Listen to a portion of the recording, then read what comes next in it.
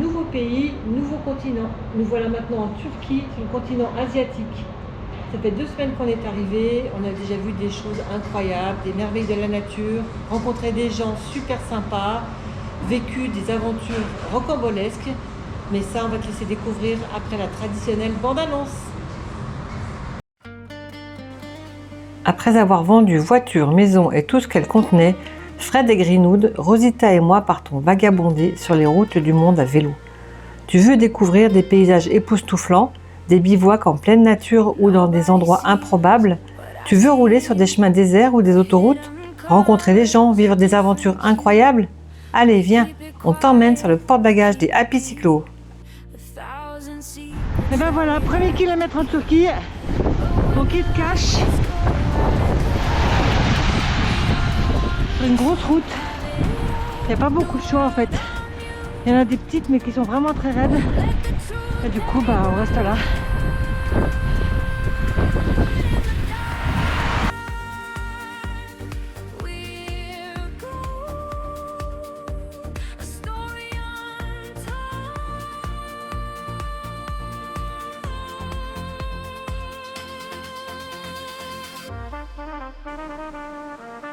Arriver dans un nouveau pays, c'est quitter sa zone de confort. Il faut trouver de nouveaux repères.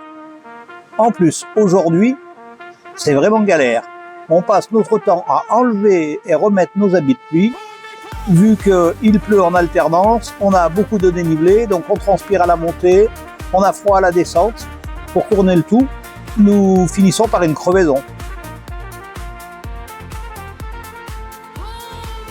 Dans cette région maraîchère, tous les villages sont construits de la même façon, avec la mosquée au centre, des maisons autour, le tout cerné par une vaste étendue de serres.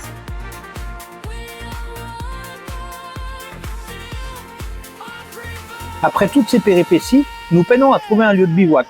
C'est donc tard que nous posons notre tente dans une maison en cours de construction. Le lendemain, le propriétaire arrive avec un çay et nous offre des fruits et légumes de sa production. L'accueil turc, ce n'est pas une légende.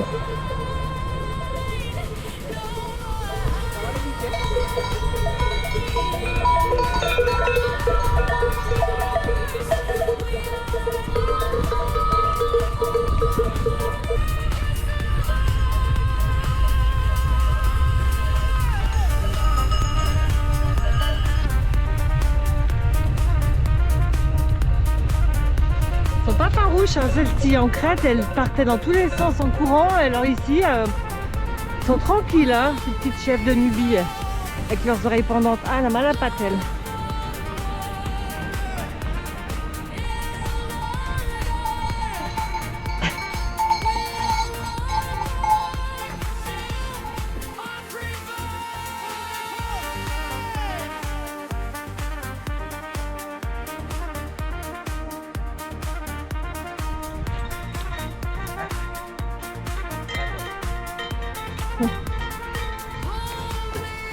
Venez.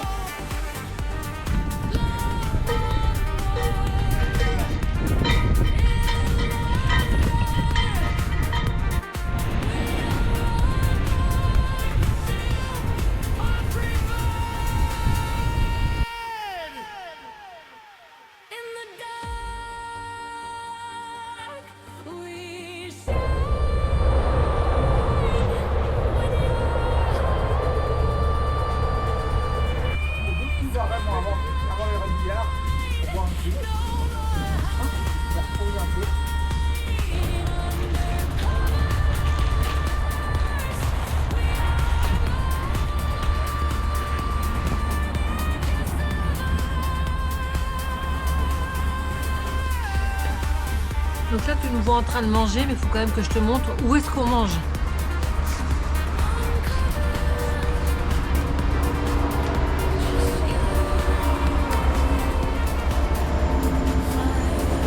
Voilà. Au bord d'une voie rapide. Et on mange dans une station-service. Trop bien. Parce qu'on n'a rien trouvé d'autre.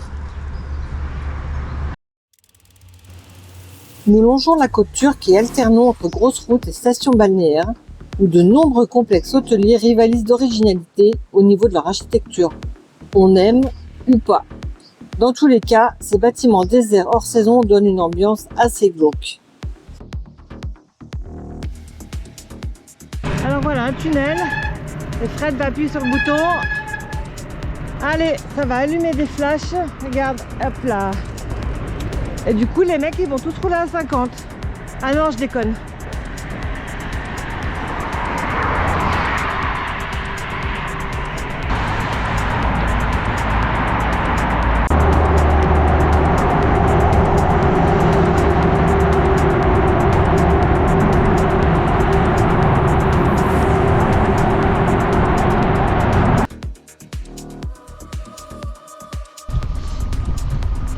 Là, on est à 8-9 km d'Antalya, du centre d'Antalya.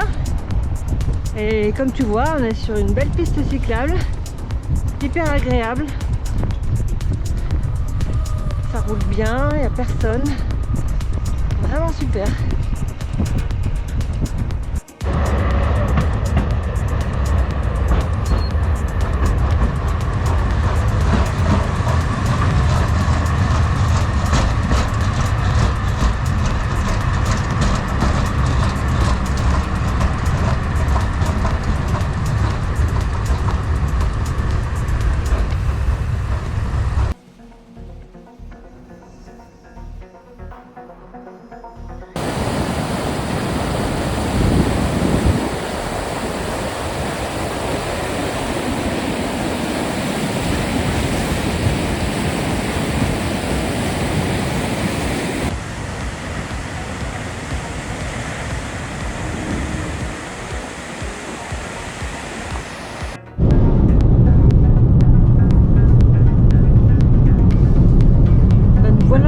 Du lac Beï-Chehir.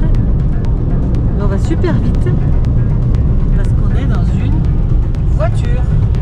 Et pourquoi on est dans une voiture?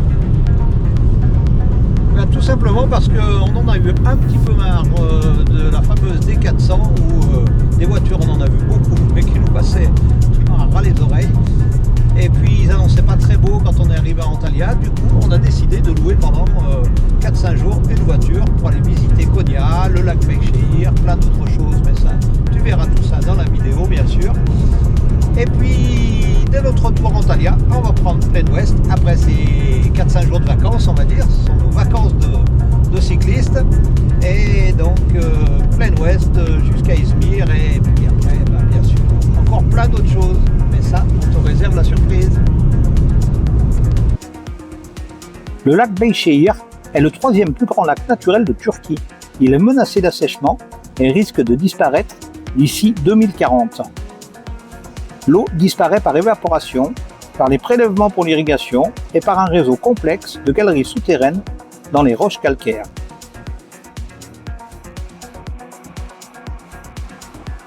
À Beï-Chehir, il y a une très belle mosquée bâtie au XIIIe siècle, dont les piliers et le plafond de bois sculpté sont extrêmement bien conservés. C'est magnifique.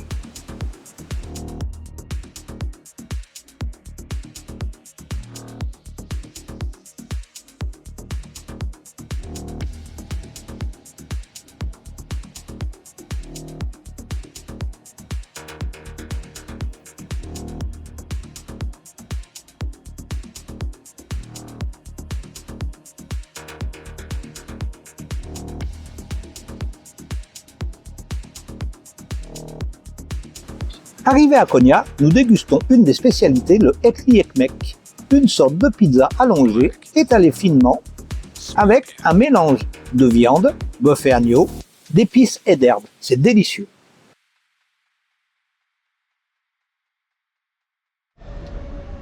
Nous sommes dans le musée de Mevlana, le père fondateur de l'ordre des derviches tourneurs. Et donc c'est non seulement un musée, mais c'est également un mausolée. Il y a beaucoup de monde. On voit la mosquée à l'arrière-plan, elle est magnifique. On va aller voir à l'intérieur comment ça se passe.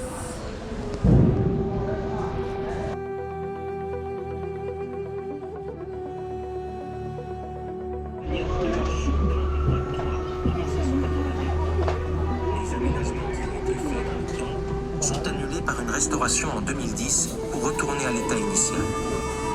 Les cellules sont attribuées aux derviches ayant droit au titre de Dédé après avoir complété la formation spirituelle qui dure. Et oui, on s'instruit. Konya est une grande ville que nous avons vraiment beaucoup aimée. L'ambiance nous a semblé paisible. Le bazar, avec ses nombreuses boutiques destinées aux besoins courants des habitants, n'est pas touristique, ce qui le rend plus authentique. C'est une ville très religieuse avec pas moins de 3000 mosquées.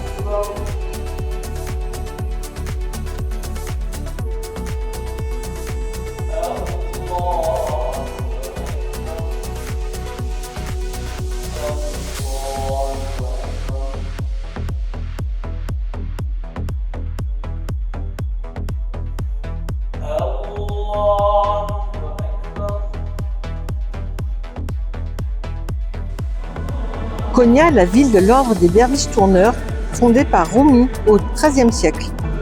Il a instauré une nouvelle forme de méditation ou cérémonie religieuse basée sur la danse giratoire. Les danseurs effectuent des tours sur eux-mêmes en allant de plus en plus vite, tels des toupies, guidés par un maître spirituel, le shaïk. Ils sont accompagnés par des instruments traditionnels et des chants ou prières. L'objectif de cette danse est d'atteindre une forme de transe et de se rapprocher ainsi de Dieu. C'est dans une belle harmonie que plus de 30 derviches évoluent, yeux fermés et mains tendues, se frôlant mais sans jamais se heurter. J'ai trouvé ce moment vraiment très émouvant et touchant.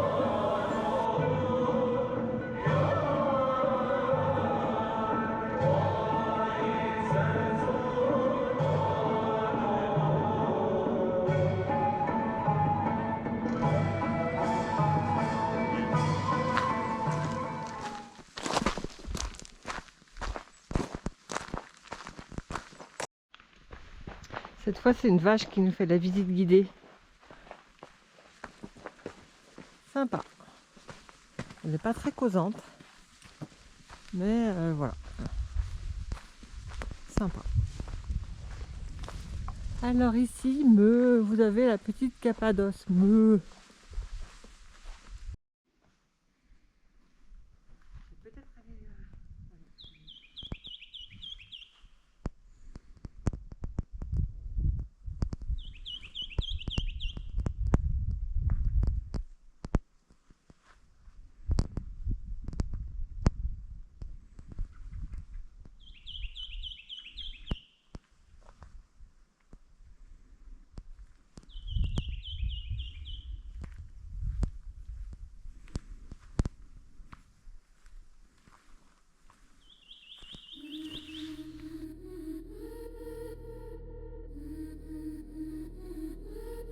I've been holding my breath too long, smiling through every wrong. You said love was pressure.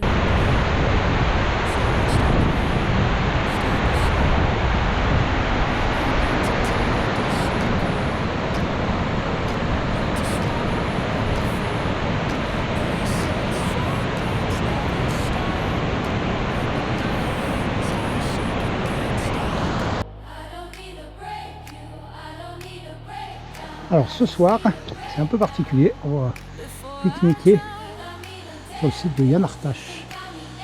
Comme vous voyez, la terre brûle, et donc ce sont des feux naturels qui sortent de terre. On a mis les chamallows, on va faire griller tout ça. On a fait 1 km de marche pour voir ça, ça vaut vraiment le coup. Et puis on va attendre que la nuit tombe complètement, sortir le pique-nique, et je pense que ça va être pas mal. Je vous montre ça d'un peu plus près.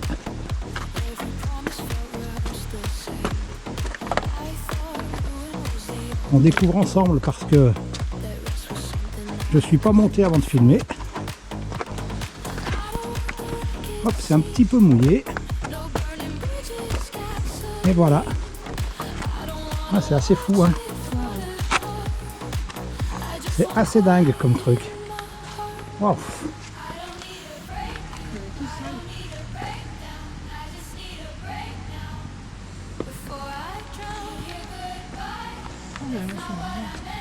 C'est incroyable.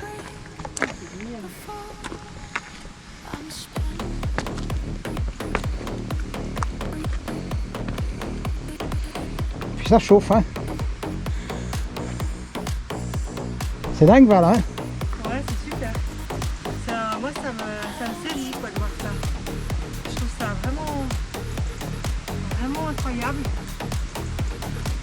Je me demande comment ça se passe.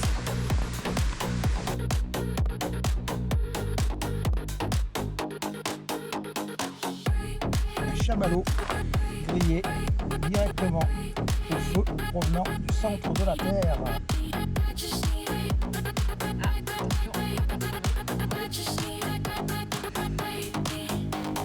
Maybe you heard it wrong. Maybe you wanted war when I said I need a break. I didn't mean shattered. On the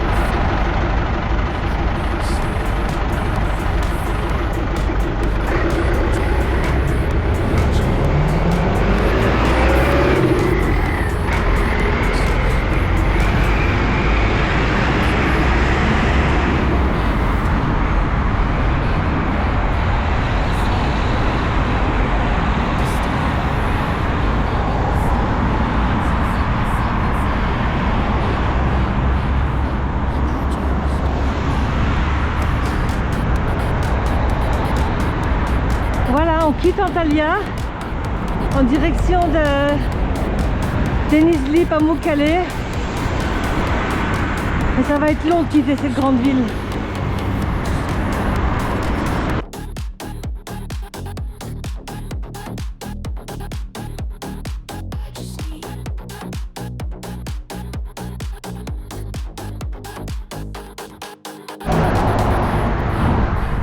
Et ben, on est au bord d'une super grosse route. 2x2 voies, ça circule pas mal. La bande d'arrêt d'urgence, tu vois qu'elle est pas très grande, faut pas avoir une grosse urgence. Et on a un gars qui s'est arrêté.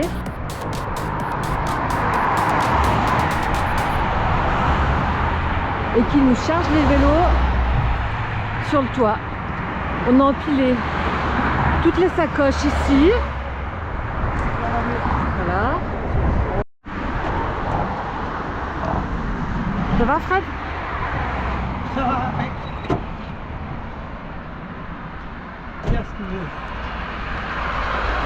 Oui. I hold this, you move. Okay. Hold this. Right? Yes, yes. A cook here. He's married with a Jewish lady in France, in Paris. Okay. So they have just a baby, like almost 1 year old, 2 years old. होते हैं जिनके जवाब कभी नहीं. Après avoir eu très froid la nuit et le mauvais temps étant annoncé, nous avons décidé de prendre un bus pour faire 200 km et nous rapprocher de Pamukkale.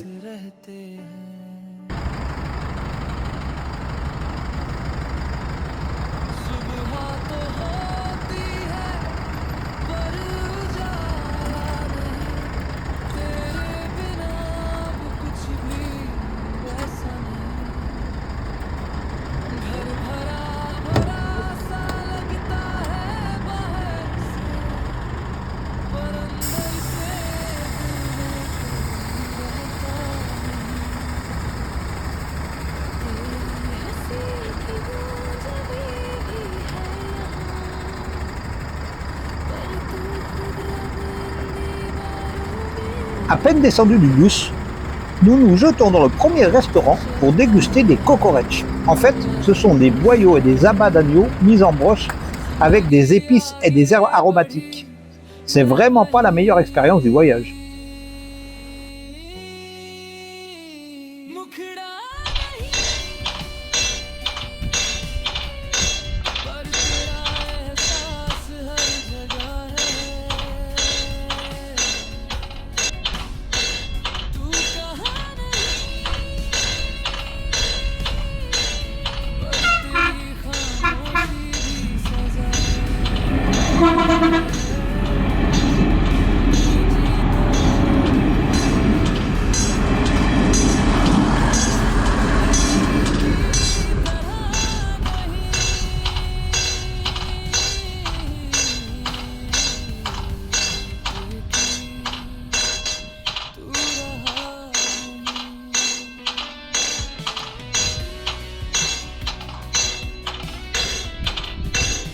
Sinon, ça va?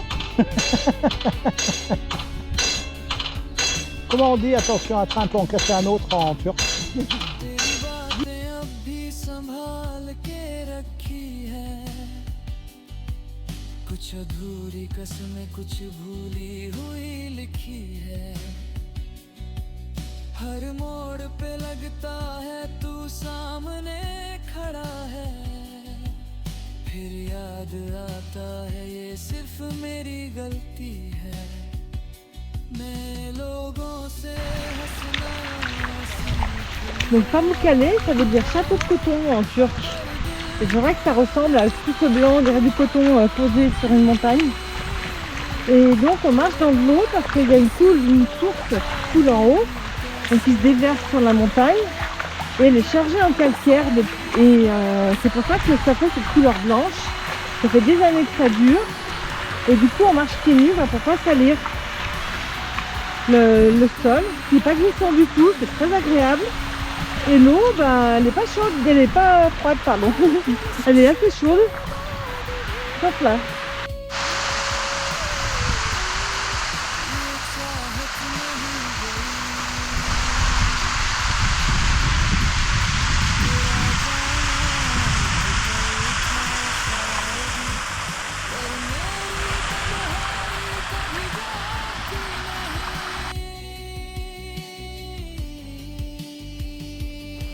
Jouxtant le site de Pamukkale se trouve Hierapolis. Au IIe siècle avant Jésus-Christ, les Romains avaient déjà compris les vertus de cette eau et tout l'intérêt d'installer des thermes. C'est ainsi qu'a été fondée cette ville qui a compté jusqu'à 100 000 habitants. Nous avons pu admirer des temples dédiés à Pluton et Apollon, un musée archéologique présentant de belles statues, un amphithéâtre bien préservé, les portes monumentales qui permettaient d'accéder à la ville et une nécropole de sarcophages qui s'étend sur 2 km.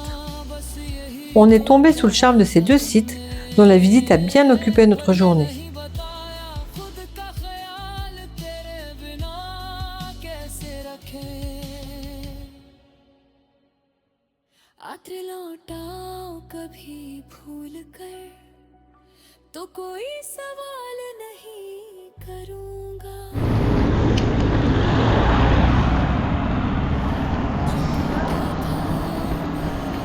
Tu files? Tu files, On hein? fait la course avec plein de chiens Tu qui ne files nous de là. veulent pas toujours du bien. Quand on sent que ça va être tendu, on leur crie dessus. Ça va de dégage à full camp. Et file marche assez bien aussi. Faut dire que file en turc veut dire éléphant. Alors c'est sûr que ça les impressionne les chiens. Oui, t'es un gentil pépère, hein? Quand on tombe sur des toutous sympas, on utilise la méthode douce.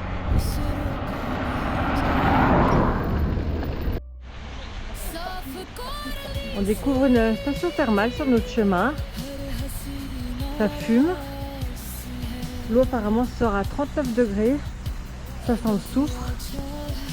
C'est tout un complexe là. Alors on se dit que ces trucs qui fument là-bas au fond, ça doit être des centrales thermiques. Avec tous ces tuyaux qui apportent de l'eau chaude pour faire tourner ces centrales. Peut-être, c'est notre hypothèse. En fait, c'est bien ça. Tous ces tuyaux alimentent des centrales géothermiques qui transforment la chaleur de la Terre en électricité. Cette source d'énergie présente plusieurs avantages. Elle est inépuisable, renouvelable et n'émet pas de gaz à effet de serre.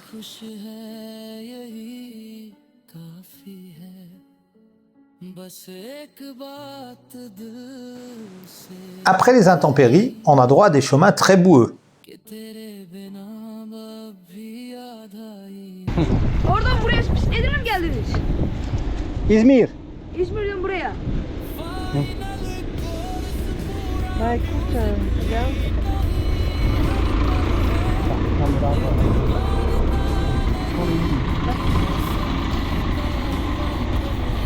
Là, ça fait l'autoroute, hein? Il y a la orange un petit coup là si tu veux. Ouais, c'est ça, ouais. Açık mı? Ouais, je pense que ça sera déjà mieux, hein. Ah bah c'est sûr que ça sera mieux. Hein. Non, mais Là on peut le faire. on arrive à rejoindre là. Là juste après. Là, je sais pas Ouais, si bah on c'est- va faire ça. On va faire la jaune là. Non, on peut déjà. Non. Ouais, on va aller jusqu'à la jaune. Non? On peut déjà prendre celle-là, hein, Gaël. Ouais, ok. On va monter comme ça. Ouais. On va la prendre. Ah, il faut mieux prendre la jaune, je pense, non?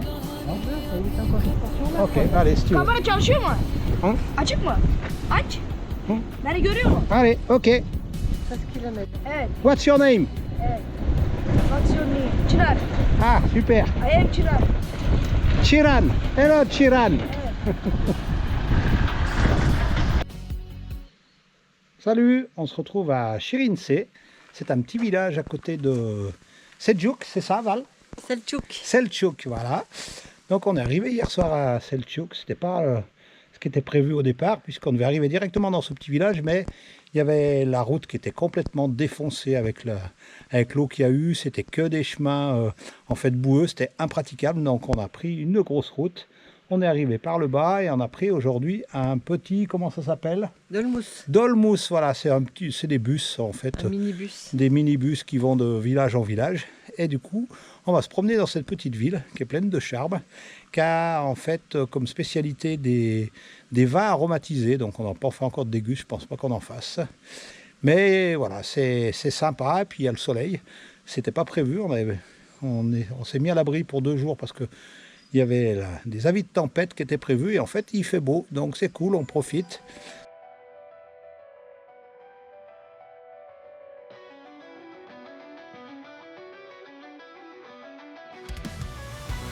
On redescend à Selçuk où on voit la 4e des 7 merveilles du monde antique, le temple d'Artémis.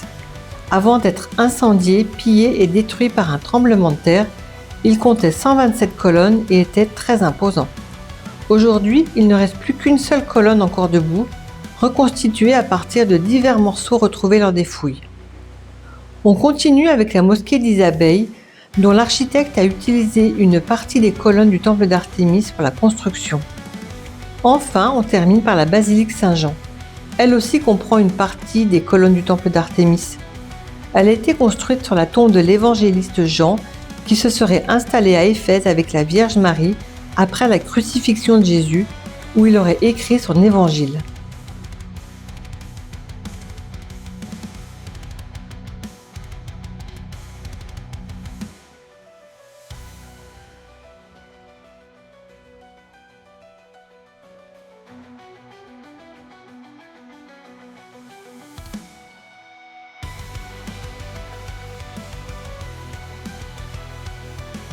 Et bien là, on cherche un coin pour le bivouac.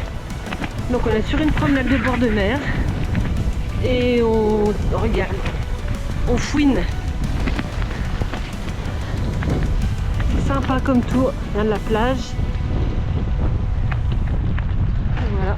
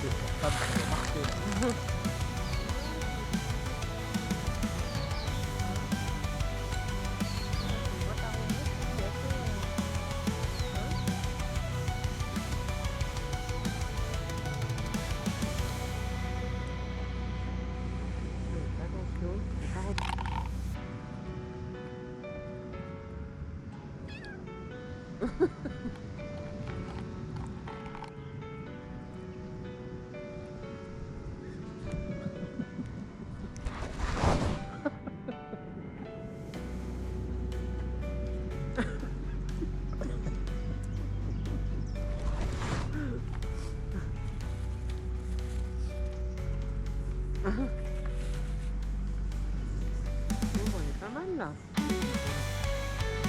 Ça donne pas trop envie de bouger, hein.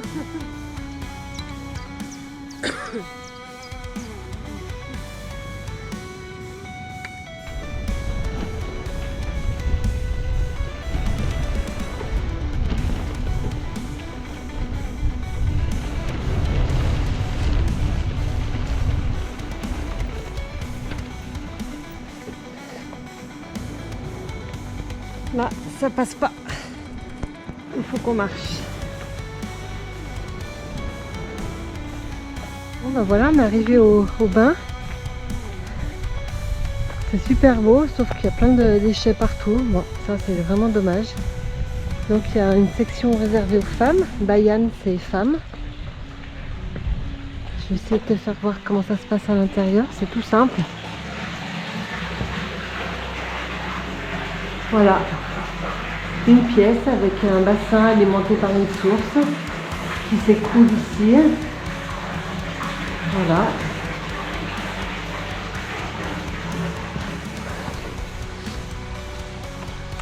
Et pour les hommes, c'est quasiment identique.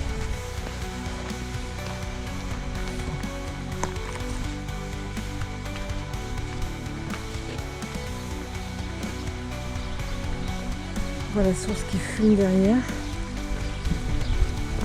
Sauf qu'il y a un gros tas de poubelles. Ça fait mal au cœur, mais bon, c'est comme ça.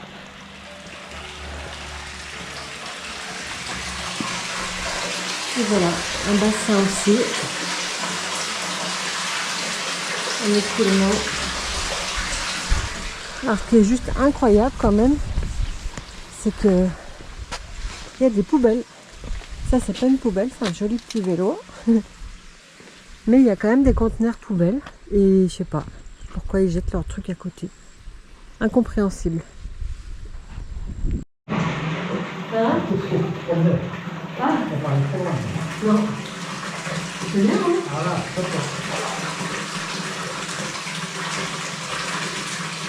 là, on profite bien. Non, elle est bien chaude. Voilà, pas trop.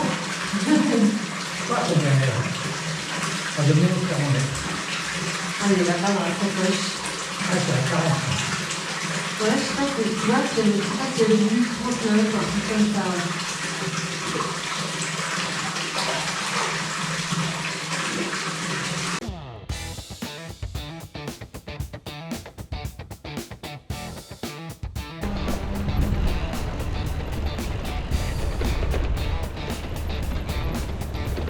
Nous arrivons à Cheshmé et nous assistons à la rupture du jeûne. Le ramadan a commencé hier, le 19 février, et pour l'instant, cela n'a aucune incidence sur notre vie quotidienne. Tous les commerces restent ouverts en journée.